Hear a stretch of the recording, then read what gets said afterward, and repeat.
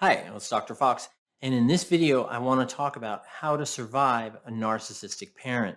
And a lot of folks have written me and asked me about how they can deal with and manage a lot of that internalized worry, fear, self-doubt, and lack of a better way to put it, damage that they feel they've incurred that they're carrying due to growing up in a house with a narcissistic parent or parents. So we're going to talk about that in this video. We're going to break it down, and here it comes. And I'm going to give you some strategies to help you manage and decrease that inner pain that you might have from that experience. So let's get into it. And before we do, please like, share, and subscribe, and comment too. And let's go. Here we go. So surviving a narcissistic parent can be really challenging, as if you're watching this video, you probably know. And there are some strategies that you can do that can help you manage it more effectively. Now, one of the things that I talk about with a lot of my clients or individuals that I've worked with who have grown up in a household with a parent who is along the narcissistic spectrum, doesn't mean they're full-on narcissists, right? Is that they've had this narcissistic type of parenting dynamic where the parent seems to have a greater sense of themselves the smaller they make the individual feel. And particularly sometimes it's a spouse, right? And people will contact me and they'll say, well, I'm divorcing this person or we're ending the relationship and they seem to fit this narcissistic pattern. What do I do about the kids? How do I help the kids? Well, you can help yourself if you are the child of a narcissistic parent. You can also help your child if you feel like your partner is along, or your ex-partner, soon to be ex-partner, is also along that spectrum as well. And this is what I call insulation. And what we want to do is we want to insulate ourselves from those backhanded comments, the put downs, and the shame incurred spirals that you didn't do this well enough, or that this was wrong, or why would you think that? And a lot of times these comments come out of just basic errors, mistakes that all of us make, and problems and issues that all of us encounter. The thing is that an individual along the narcissistic spectrum will use these instances to make you feel small, to make you doubt yourself. And in a lot of ways, they use it to gaslight you as well. And that would be sort of believing something that you know isn't true, but you've heard it so many times that you start to believe it's true. So what you need to do is you need to insulate yourself. And when we talk about insulating, what I want you to do is I want you to imagine yourself, right? So you're standing there, standing nice straight up, and you get some insulation, right? The stuff that's probably in your ceiling, it's in my ceiling, everybody's ceiling. And you're going to get it and you're going to wrap yourself in it. And what that insulation is, it's knowing who you are and what you believe in. And knowing that and really doing that, it can be really hard. And that's why a lot of folks don't do it. And that's why they're not well insulated from those narcissistic comments. And what we have to do is figure out what our value is and not have it be based on external validation. And that can be what draws a lot of folks into relationships with narcissists, because they feel like they initially sell you on the idea that they have all the answers, that they manage things so well. So you start to believe it. And the more you externalize your value, the more it becomes contingent on others. So we first have to understand ourselves. Then what we want to do is we want to recognize that the things that this person or these people tell us, we don't have to internalize. We don't have to continue to say it to ourselves. And we don't have to give it the attention that the person who said it feels that it deserves, because it's our choice on what we give attention to. It's our choice if we are going to make this part of our internal chorus, part of our family in the head, which I talk about in other videos as well, that the things that we say to ourselves. Because what happens is when we do that, we internalize it, becomes part of our sense of self, and we lack that insulation. But when we're insulated, we're better able to reason who we are and what we believe in. And for little kids, what I like to tell them is, you can put like a little rock on their shoulder or something like that. And you can say, when someone tells you something, even if it's me or your mom, dad, brother, sister, cousin, friend, teacher, whoever it is, and they tell you something mean, we have a choice. We can keep that rock on our shoulder right there, right? We can. Or we can just flick it. And part of that insulation strategy is to flick it. You can do it as adults. You can put a rock on there and just flick it. You can put anything you want right there. You could put a Hershey's Kiss if you want and flick it. And that's part of building that insulation. It's part of actually envisioning that, right? Using that imagery that this person said this, write it on your little Hershey Kisses, your little rock that's on your shoulder, and you flick it off. And that is all that it's worth. It's flick worthy, and it can flick right off. Get it? Another strategy is about setting good boundaries. And it's important to establish clear boundaries with the individual. And this can be really, really challenging because often individuals along narcissistic spectrum, they tend to impinge upon boundaries, that their needs are more important than any personal boundary that you may have. So they tend to push boundaries, squeeze boundaries, and really tend to cause a lot of chaos when they get in it. But the important thing is to strike when the iron's cold. And this is something I say in other videos as well. And striking when the iron's cold means not in the middle of an argument, not when you guys are upset at each other, but when narcissism is sleeping, right? It's like that bear that's hibernating in the winter. That's kind of the best time to go in, and you can take all the bear's food if you want. So you want to take all the things that empower that narcissist, right? That sleeping narcissist, that hibernating narcissist. And you want to come in and you want to say, you know, talking about your limits, and you want to enforce them as best you can, because if you say it, you have to follow through. And it doesn't mean they have to be dogmatic, right? They don't have to be extreme. So if you do that, you're going to never da-da-da-da-da-da.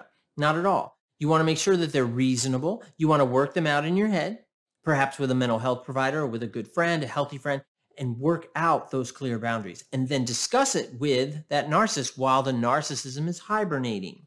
That's the best time to do it. Also, what I want you to do is I want you to seek support. I want you to reach out to those trusted, healthy family, if you have other family members, friends, mental health providers, could be whomever it is who can provide some understanding guidance to help you move forward.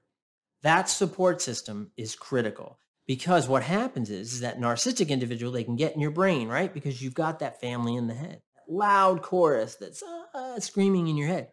And after a while, you start to believe it because you adapt to that loud, just debilitating chorus and family in the head. But we don't want to do that. What we want to do is we want you to set up an interpersonal system, right? A bunch of people in your system, in your circle that are helpful, healthy, and encourage you to grow. And they can also be good sounding boards and reality filters. That's what we want. We want those reality filters who say, you know, that doesn't make any sense. You're not this, this, this, or you don't do this, this, this. That's what we want. We want to have that support system that helps build us up. You want to make sure that you don't friend down. This is a phrase I like that a client of mine uses, and she's wonderful because I think that it really gives her good perspective on her friendships and valuing those friendships. And that's what I want you to do. I want you to learn this from her, and I want you to take it with you and not friend down. I want you to friend up, and I want you to lift your friends up and have your friends lift you up as well. Now, you got to practice self-care. I know we talk a lot about self-care and nobody does it. And that just drives me bananas. And you got to take care of yourself physically. You got to take care of yourself emotionally, like watching videos like this, watching positive things, funny things, things that you enjoy. You deserve to do things that you enjoy. And then mentally, what kind of things do you do to challenge yourself mentally? It could be something as easy as doing a word search or a crossword puzzle or something like that, or whatever it is that challenges you mentally. You want to practice that self-care. You want to put that phone down, unless you're watching this video on a phone, then of course, keep watching it. No, I'm just kidding. But what I want you to do is, right, put your phone down and give yourself maybe 5 minutes, 10 minutes without the phone. Put it on airplane mode, put it down, put it the other way. Read a book, actually read a book. That's really good. Or just go for a walk without your phone or without music or anything and just walk. Walk your dog if you got one, whatever it is. But do something. That is self-care. That's really, really important. And you want to prioritize your wellness and your well-being. And that is critical too. Because if that's not a priority, the world will not make it a priority at all. The world will continue to drain that from you. And we can't have that because you're building that positive social circle, right? And then you're also building your sense of self-concept. You're also strengthening your sense of insulation. These are all things that come together that help you resist all of that adverse influence from that narcissistic parent or the pain that they left you to deal with. Now, you want to maintain your perspective. Now, remember that your parent's behavior is not a reflection on your worth. That's a big statement, and it's important. That's why I'm going to say it again. Remember that your parents' behavior or even the words that they say are not a reflection on you. So, I had a client many years ago, and he was just getting torn up verbally, right, by his mom. And she would just say the most hurtful, hateful things that you can imagine. And he would stay there. He would take it. He'd been doing it since he was a little kid. And he internalized all these things, and they impacted his sense of value and how he saw himself. And that bled into his relationships, bled into now his relationships with his children. And he was coming to see me and said, because I got to do it different. I got to understand what my mom is all about and why I feel this way about myself and how can I do it differently for my kids. And we did over time. We were able to do that. But what's interesting is that he would tell me about these really long diatribes that his mom would go on and just tear him up and say the most horrible, horrible things about who he is and what he's done and what he's going to be and all this other stuff.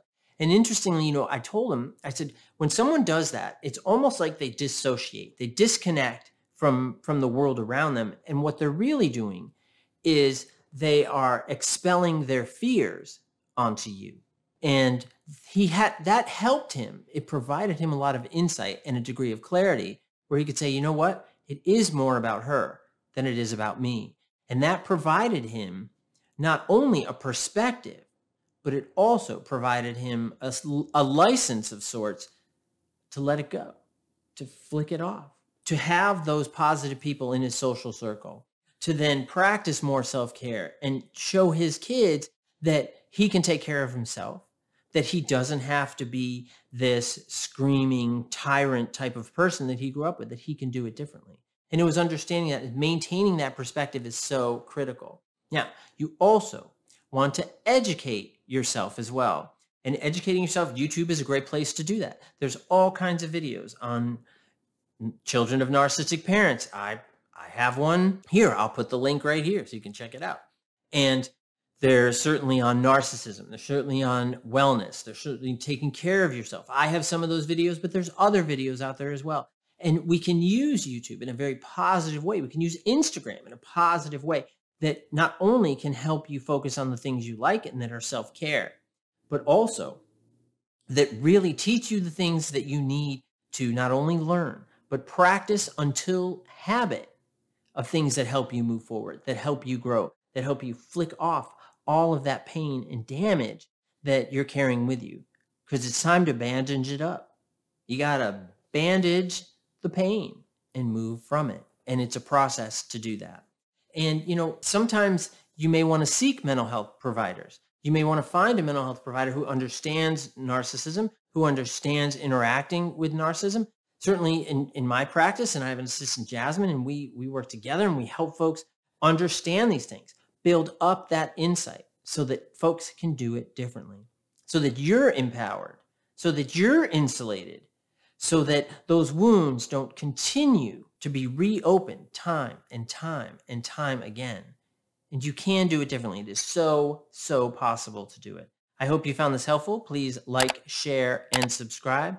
Leave a comment, and I'll see you next time. Thank you. Bye-bye.